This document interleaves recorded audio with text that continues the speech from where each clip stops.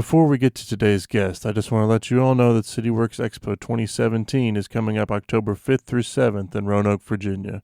We're really excited about the group of speakers we put together for this year, and we've got a number of exciting activities and additional resources we're looking forward to bringing to the table as well. So I hope you'll take a look at our website, cityworksexpo.com, or check us out on Facebook. And just take a look, maybe get yourself a ticket. We'd love to have you guys down to Roanoke. Or check out the fellowship program, which includes a free ticket, but also has access to a number of resources and mentorship opportunities that we're putting together. So thank you all for listening to the podcast. I hope you enjoy it today. And please do give us a rating and review in iTunes or wherever you're listening to this. And reach out if you have any questions. Hope to see you come October. But in the meantime, have a great day. Please listen carefully.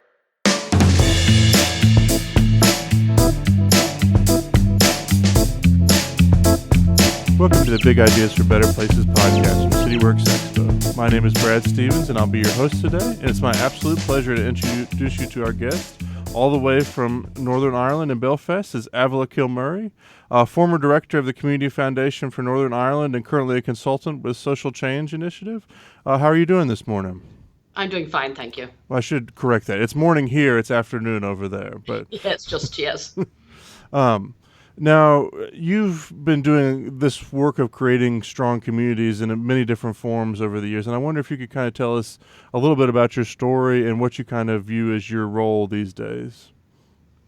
Well, I suppose my initial involvement was in the early 1970s in Northern Ireland, which was really at the height of our conflict. So working at community level was a way of making change or making a difference in and around the conflict, and then sort of I continued with that through the Community Foundation and a number of other organisations into the 90s and indeed up to 2014, whenever we were working through our peace process. And again, work at community level was very important because they were the areas where we were working were the areas most impacted by the previous violence. What I'm doing now is somewhat different. I'm actually working again, to an extent at community level, but on issues of migrant and refugee populations in order to try and ensure that our communities are open and inclusive, particularly given the current situation in Europe and indeed the States. So I'm working both locally, but also on a sort of a transatlantic type program where we relate to organizations working on similar issues in the States and indeed in mainland Europe and South Africa.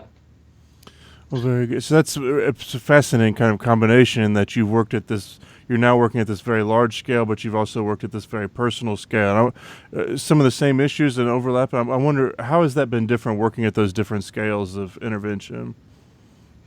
Well, I suppose the main difference is that when you're working at the large scale, that you have to take account of a number of different national and state policies, whereas if you're working at the local level, it is within a narrower policy context. However, the challenges, the overall challenges are really the same, and they would be about how do you ensure that largely disadvantaged or deprived communities, where I would do most of my work, have a voice that is heard, and a voice that can talk about what their aspirations are as well as their problems, but also that they can be open to change, because no community is static. But people need to know that they have a say and that they can manage that change rather than being seen as a victim of it. That's interesting. Would you have defined your work with the Community Foundation the same way in terms of working with disadvantaged populations, or was that a slightly different lens that you had in that situation? No, it was actually the same lens. It was working with disadvantaged populations, both in socioeconomic terms, in class terms, but also in terms of working with women's groups or minority ethnic groups or LGBT groups. So that as well in terms of issues of visibility and need.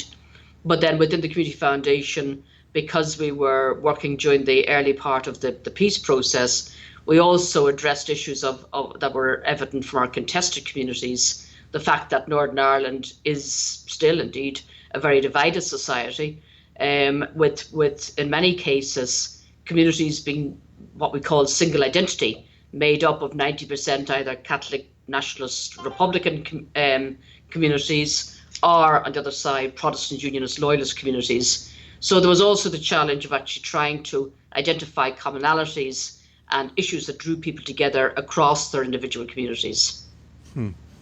Well, I'm kind of intrigued. I know that some of your early work was on with women's organizations and this kind of idea of female empowerment, which my wife has a master's in international development and has spent many hours working on these same kind of issues. But I wonder, from your perspective, why is that lens so important to put on these conflicts in these situations?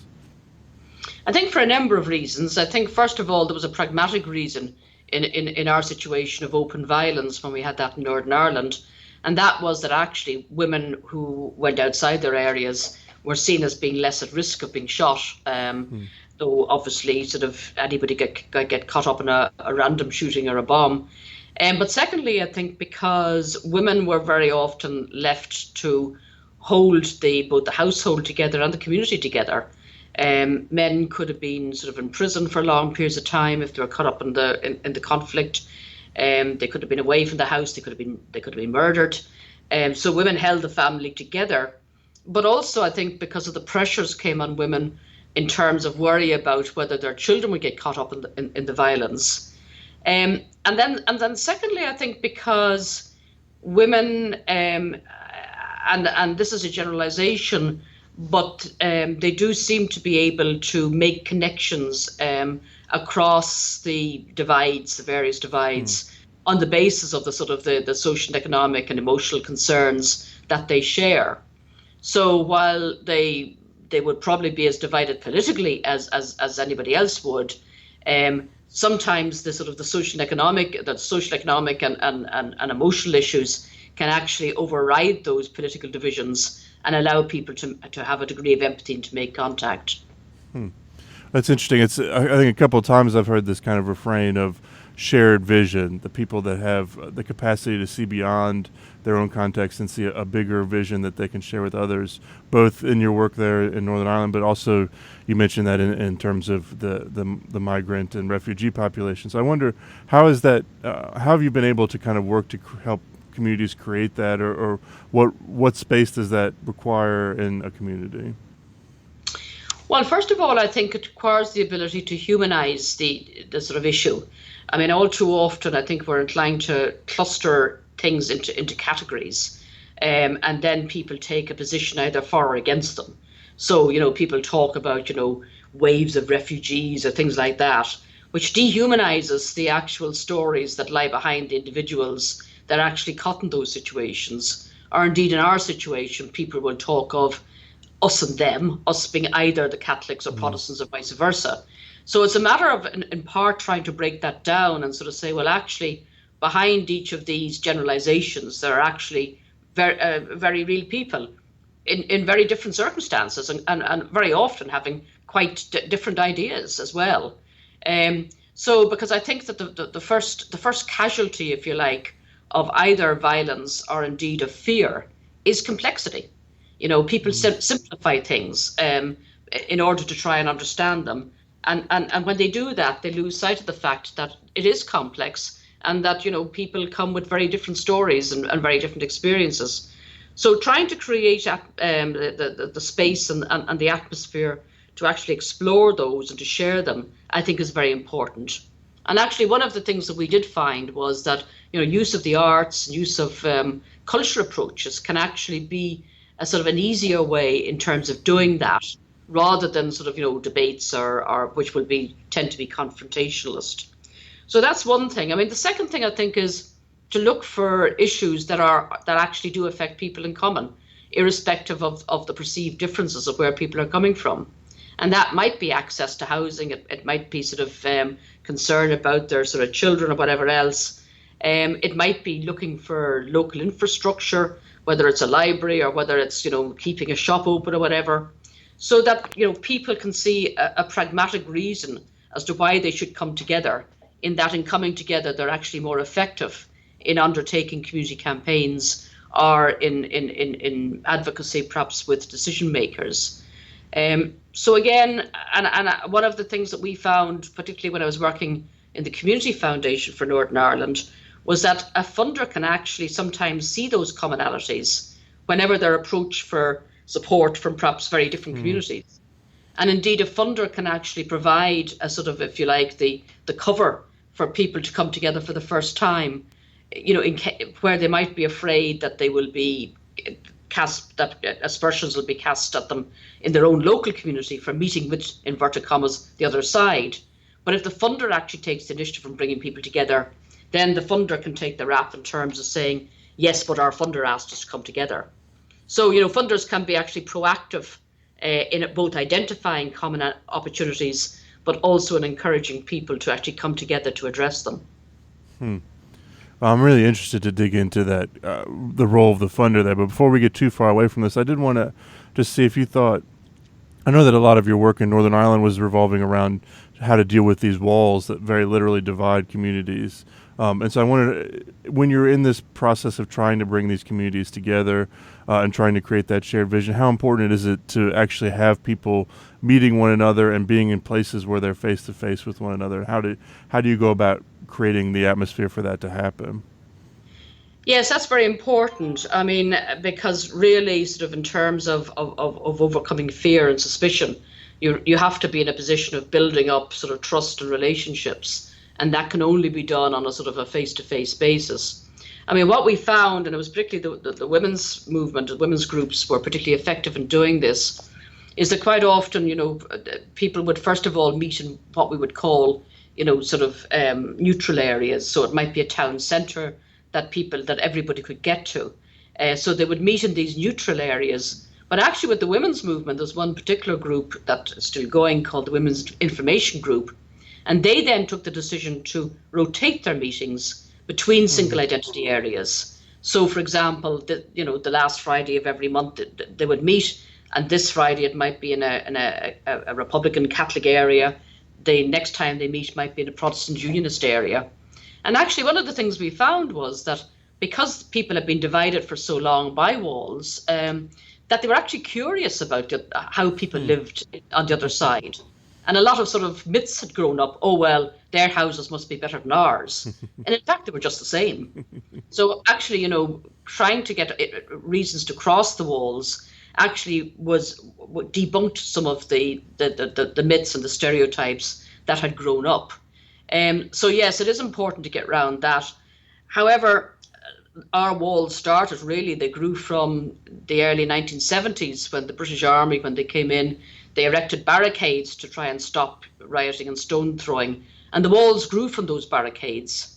And it's one of the things I keep saying in divided societies, that decisions are taken very often to deal with short-term crises, but actually have longer-term policy and physical implications, as did our peace walls.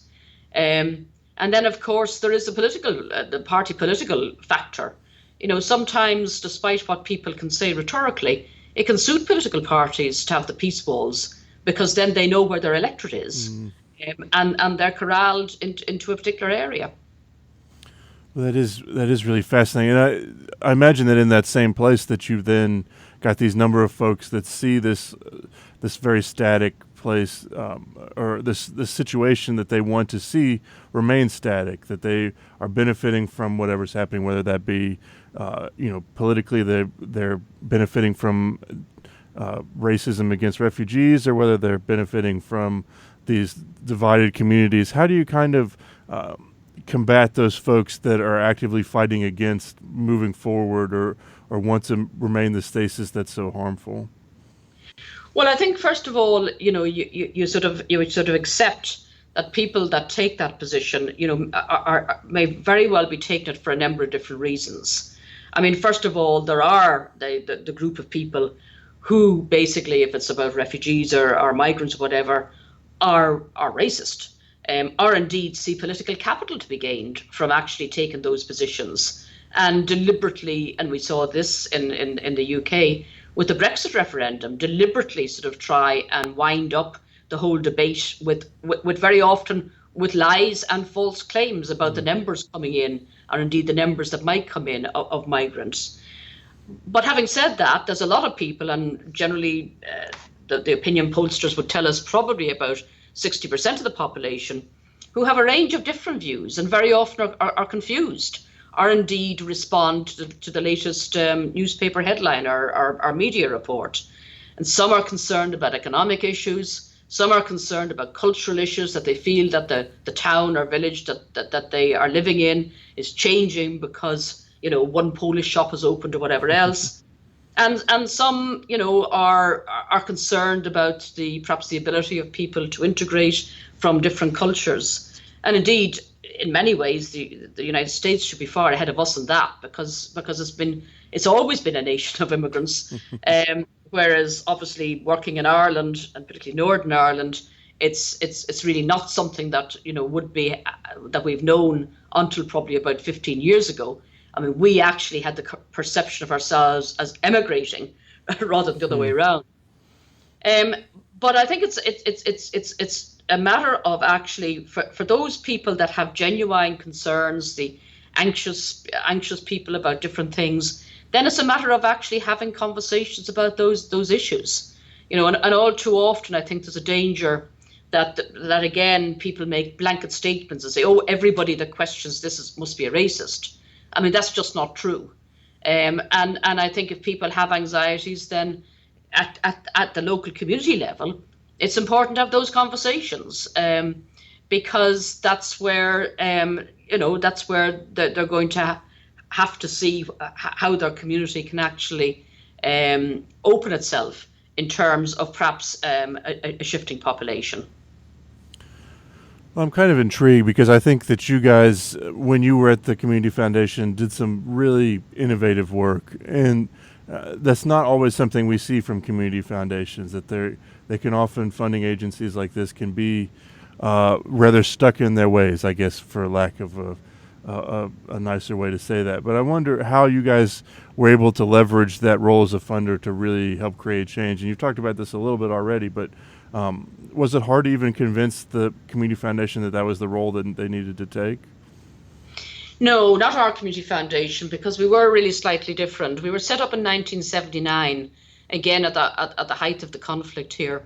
And we were set up as a community foundation to work in a divided and contested society. So our board was always made up of at least half Catholic nationalist background people and half Protestant unionist. So within the foundation itself, it was structured to work in a divided society. And then secondly, alongside having people like accountants and business people and whatever else on the board, we also had a high proportion of community activists, because actually for us, it was the only way we could keep a finger on the pulse of what was happening in our different communities. And that was essential. The other thing that we did was, and I suppose unlike many of the US community foundations, we were not a wealthy community foundation. In fact, we were quite a poor one. We had a small endowment, which was basically we used as our independence. But we also were proactive. So yes, we funded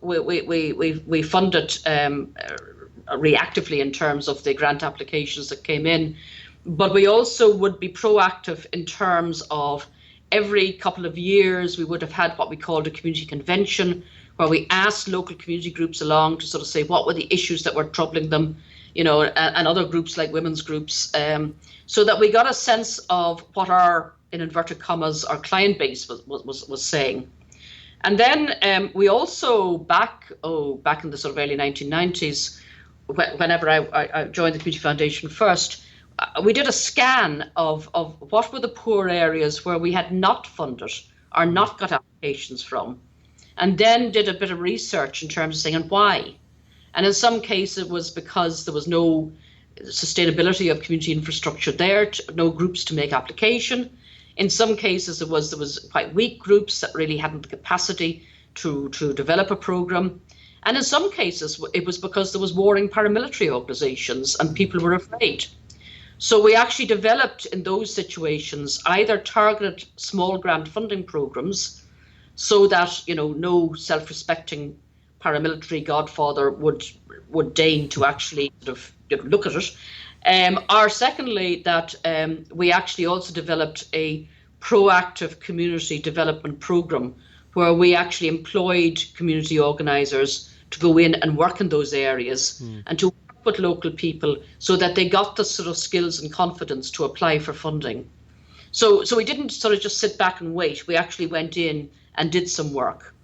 And then when we had the peace process starting, we were also for about some 15 years, one of the delivery mechanisms for some of the European Union peace funds, both in terms of community development, but also in terms of the reintegration of all the political ex-prisoner groups and early work with the victims of violence. That's really fascinating because we talk about capacity building over here all the time, but you guys were literally going into places that have, as you kind of found, no capacity to apply for these, or that had all kinds of barriers in place for them, and had to literally break those down as well as build people up to create a situation where people were ready to get the money to do things. That's such a compelling vision for how to do that. Yes, and when I hear people talking about capacity building, I sometimes get quite cynical because very often, large funders talk about people not having capacity, but in terms of filling in their very big and complicated forms and being able to abide by how they want to do things. I mean, what we had really at the start was, we had a 2-page form.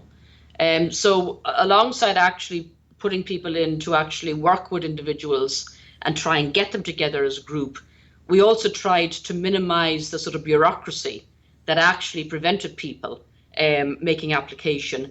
And the other thing that we found was that small amounts of money are very important in those situations because if it's a large amount of money, then people feel that they're taking on a major responsibility.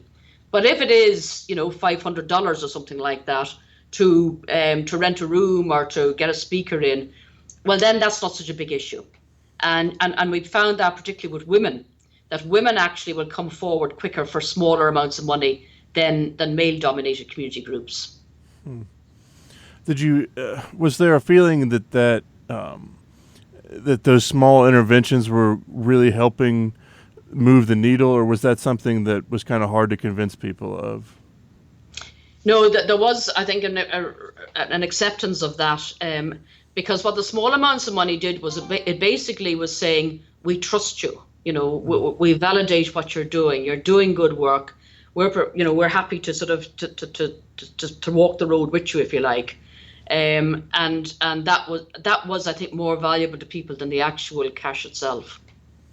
That's really fascinating because you guys were very much, I think, in almost an activist community organization, and yet at the same time, the goal was not to kind of put your imprint on what people would be doing, but rather to trust and empower others, which I think is often the exact opposite of what we see from funders over here, is that they want to, you do very specific things in order to get that money, and that you have to then follow very strict guidelines afterwards to make sure that they are happy with how you're doing things. Yeah, I think that is a danger. And I think the reality is that, just because they've got money doesn't mean to say that funders are more intelligent or have more insights than anybody else. Absolutely.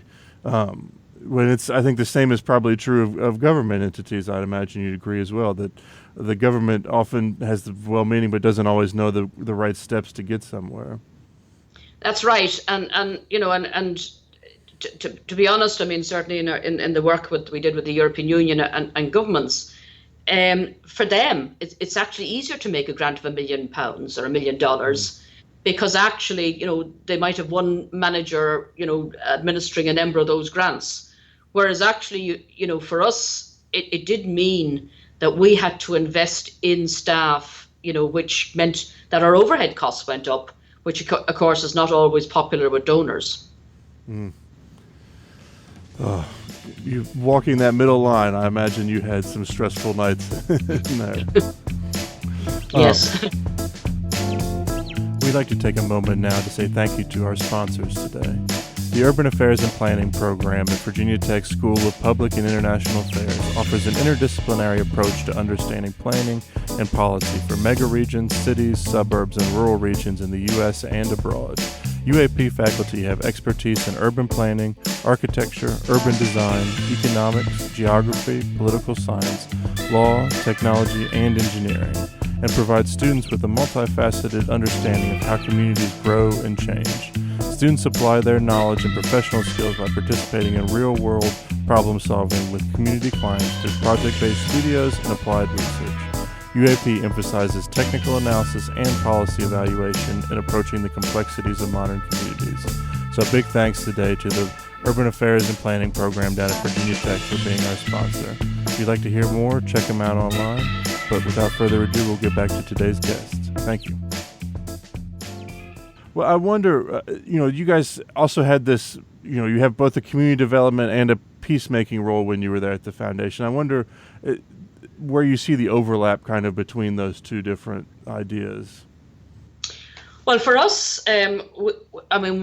we sort of followed the Jean-Paul Ledrec approach to peace building, where it was seen as it's almost like a triangle, and the base is community level peace building because they're the communities that bore the brunt of the violence. The middle tier, if you like, is the institutions, the churches, the employers, the educational institutions, whatever else.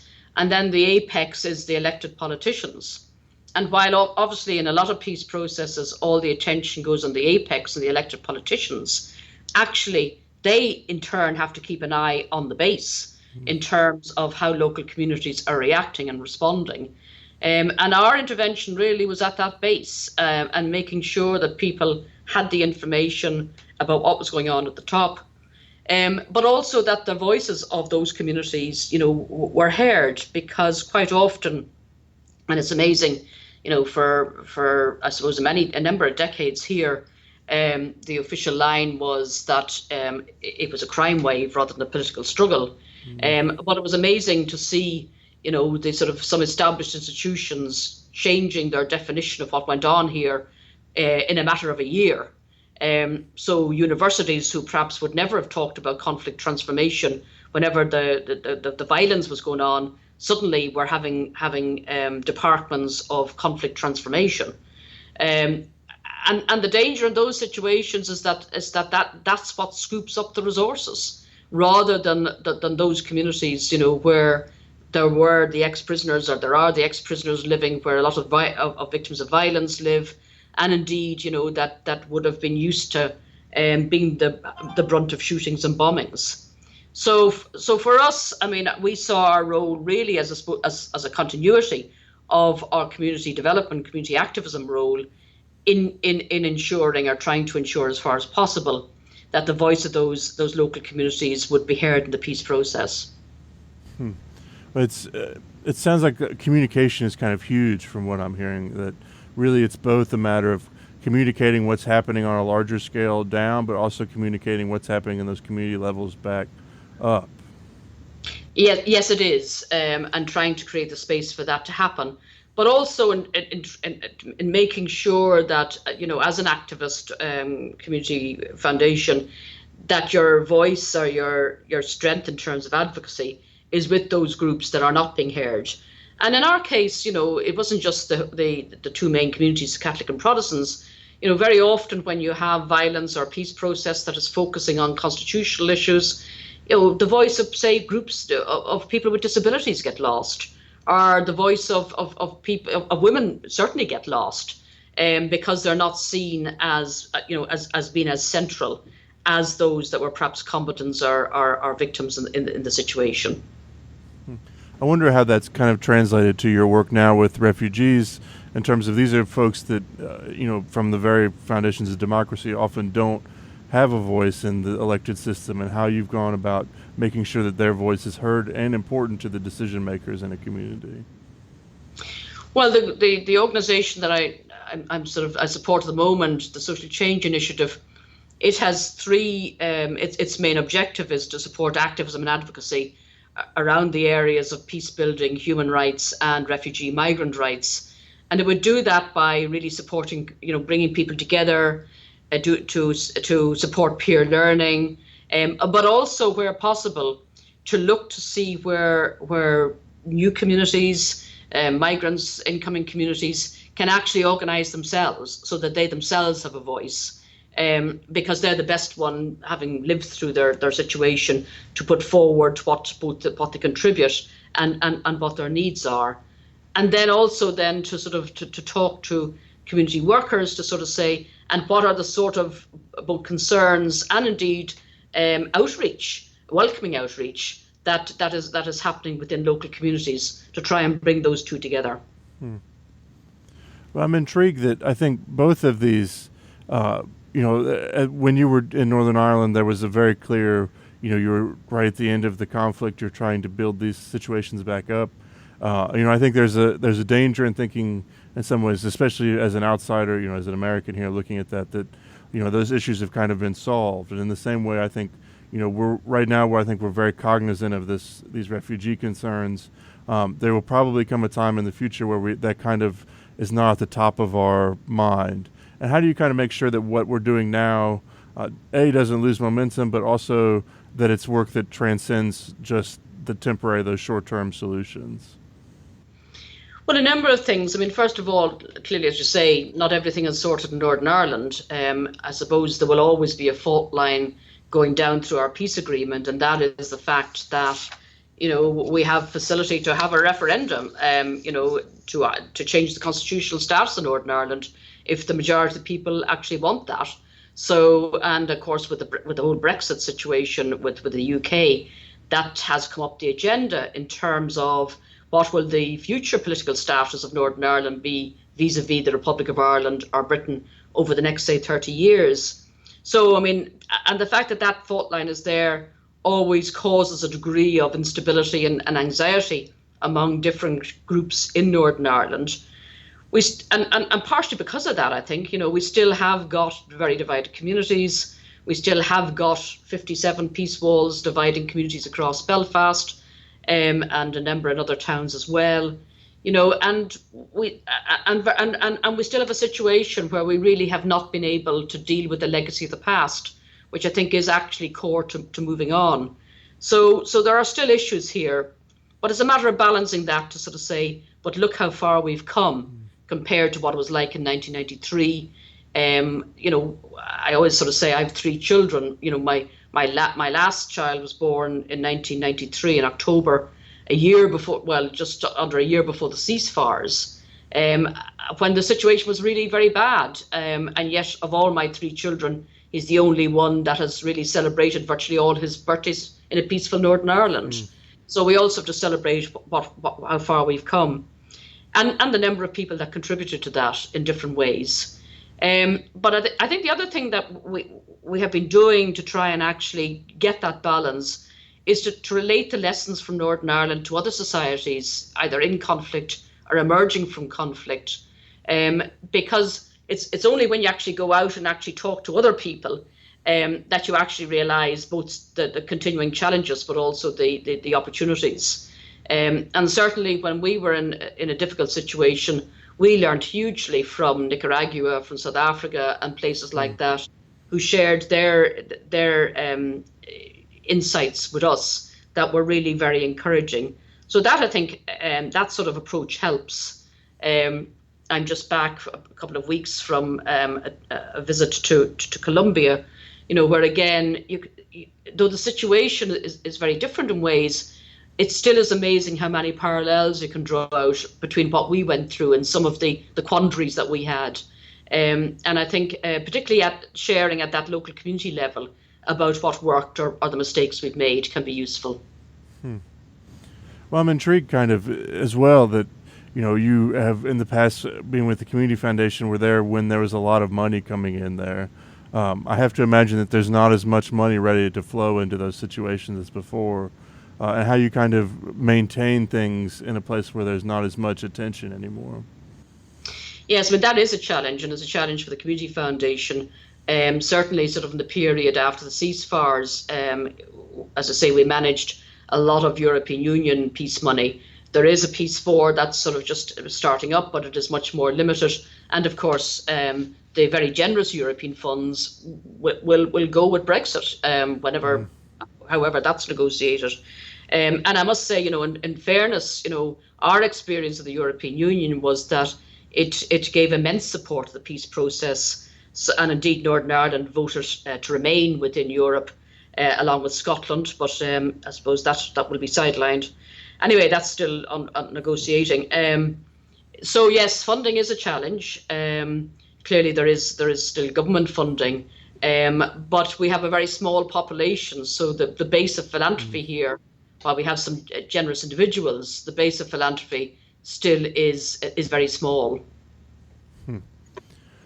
Well, I'm kind of intrigued as you've been to these other communities, as you've talked to folks in Nicaragua, or as you visited South Africa, or as you've come to the States. When you go to a place that you think is working well, or when you go to a place that you're like, I'm not so sure about this place, what are the things that what are the first things you see when you step off that plane, I guess, that tip you off as to how a community is dealing with their issues? I think, first of all, whether people are prepared to talk about issues.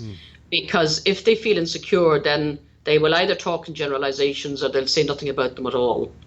And I think also how much they're prepared to talk about difficult issues, particularly if they're coming out of conflict. Are they still worried? Are they still frightened? Do they still think that somebody's going to report back what they say to somebody else? That's certainly a tip-off. Secondly, I think then, the sense of well-being with an engagement within communities. Do they feel that they have a voice in what's going on, or do they feel that they're being ignored and sidelined? That is also an issue. And then thirdly, I suppose, apart from the local residential communities, what are the other groups that are perhaps sidelined and don't feel they've a say? So it might be Indigenous Indian groups. It might be LGBT groups. It might be women. Very often is women, and how are they represented, or how are they self-organized? I mean, all those things I think are important. And then you will look at governance. Is there a confident governance that actually sees the benefit of actually consultation and reaching out to its own people, or is it sort of behind walls? Is it an elite that's essentially both talking to itself and talking to other members of an elite?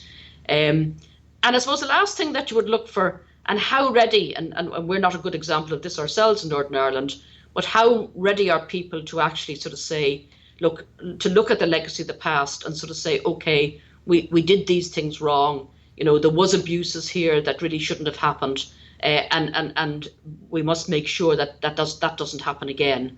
As I say, we haven't been able to do that here, and I think it's an indicator that we still have some way to go. Well, I'm intrigued by that. People being heard, I think, requires people to listen in some ways, does it not? And so that there's that. I wonder what you think. How best do you convince governance or local NGOs that are doing the work? But how do you make sure that people are listening, and when people are talking in their communities?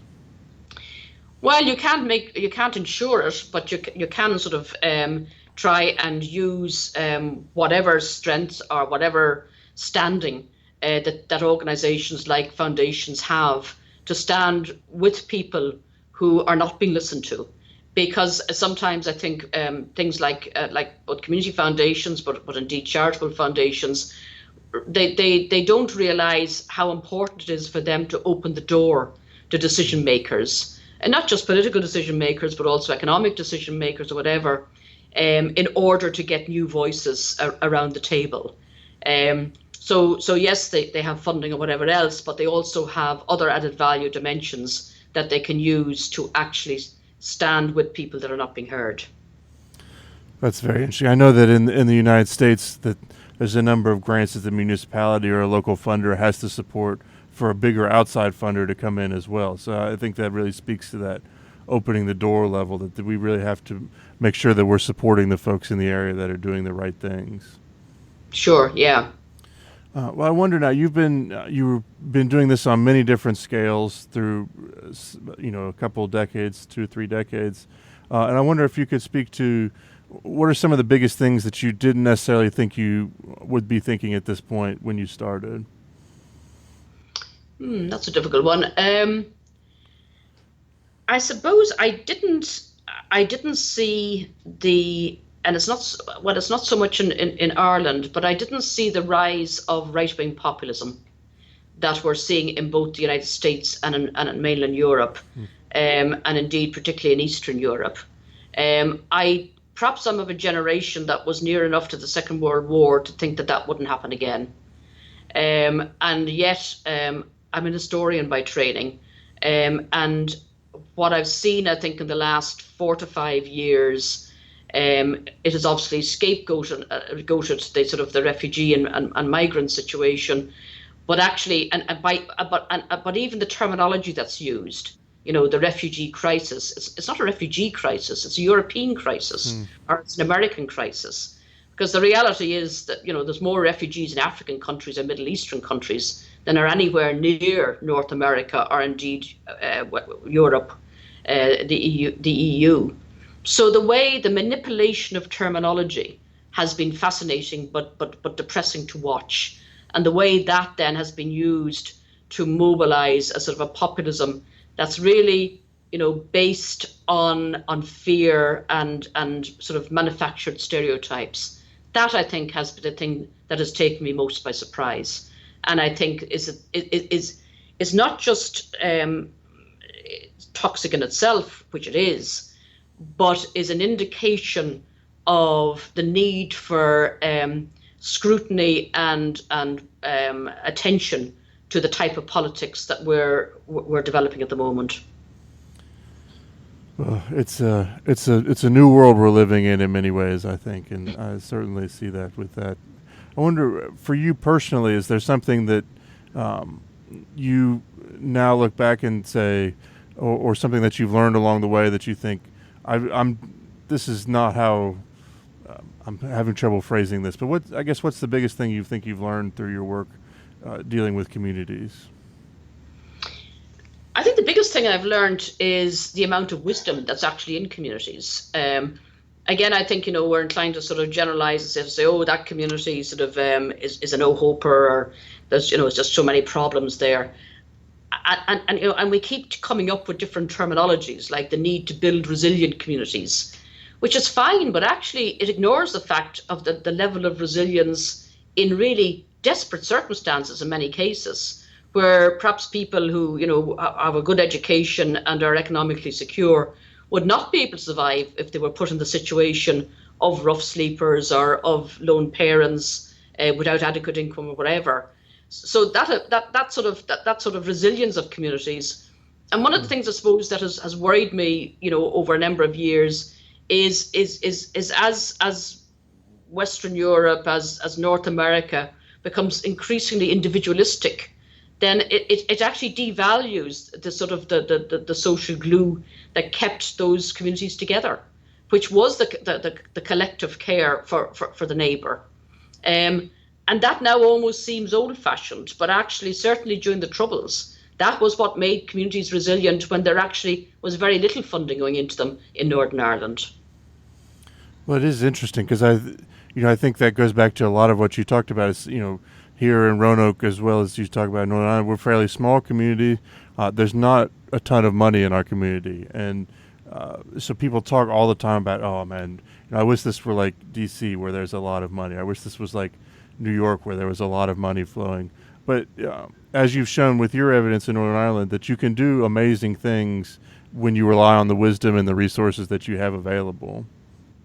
Well, absolutely, yes. And I mean, it's amazing. Even, I think sometimes we actually forget to ask community members for sort of their voluntary help or whatever else. And it's one of the things that actually can be difficult whenever, there's suddenly big programs coming into a society where people then sort of say, oh, we need paid workers. But that actually can take away that sort of volunteer infrastructure where people actually feel engaged. And we've seen that happening actually where people do feel engaged with some of the welcoming refugee initiatives that have spread across Europe, where people just turn up and sort of say, well, what can I do? Well, it's very much a refrain that we hear all the time at CityWorks Expo, which is that, when people invest in their communities, they become much more attached, and then they become much more likely to give back on all levels. So I think that, and that first step starts with somebody asking, because they're not likely to invest without someone having that conversation with them first. Exactly. Yes, they do. Yes, that's necessary. Well, I wonder, as we kind of come to a close here, if you would be willing to share a story that you think encapsulates a community that's working well, or how communities should function. Well, I suppose in terms of communities working well, I mean, I mean, and there would be a number of them. But it's where there is a sort of a core of collective action, which may start off on one issue, whether it's providing childcare, or whether it's providing a good morning telephone service to make sure that the isolated elderly people are all right, or they have any needs, but then has the ability to actually grow organically. Rather than having to have strategic plans and business cases for everything, that someone sort of says, well, Mrs. Brown said, that there's an issue about being able to get to a green space, or to get to a park or whatever. Can we ask people to perhaps have a carpool to take people to that? And somebody else will sort of say, okay, there's 3 or 4 people that are interested in a local drama group. That the ability to actually respond to issues as they arise, or opportunities as they arise, and to grow and to bring more and more volunteers and more people into actually sort of responding to that, but in an organic way. So that, as I say, you don't have to have a log frame theory about how you're going to make this community resilient or vibrant or whatever else, but you do have the sort of the concern and the sort of the commitment to actually sort of say, we are the ones that are this community. We're living here, and we actually want to expand it and as a good place to live for everybody in the community. So if a newcomer comes in, whether it's a refugee or a migrant, or indeed somebody moving from Detroit or whatever else, that there's a focus that they can then relate to, so that they're not left isolated, or they're not left just reliant on people from their own background, that there is a focus where there can be a more inclusive feeling within the community. And it's interesting because, not from Northern Ireland, but I saw a little video recently about a village in Newfoundland, where a number of Syrian refugees had been resettled, where the long established local people were saying, this has been wonderful, because I now, where they've adopted the refugees coming in, and saying, I now have a sort of a proxy grandson in, a child of a refugee family, because I'm taking them off to play baseball or whatever else. So the people in a community that has confidence can actually see the opportunities rather than the fears and the barriers in any change that happens. Well, I think that goes back to some of the stuff you talked about earlier, in terms of really people just need to be around other people in some ways, and they need to be communicating in an open, willing forum as community members and not just as individuals. That's right, yes. Well, Avila, it's been an absolute pleasure to have you on today. If you guys are interested in Avila, she's got a talk on the Community Voices page at Virginia Tech that you guys can look at. If you have interest in CityWorks Expo, you can check out our website, CityWorks Expo. That's xpo.com. But thank you so much for Avila, and have a great day. Thank you very much. All the best.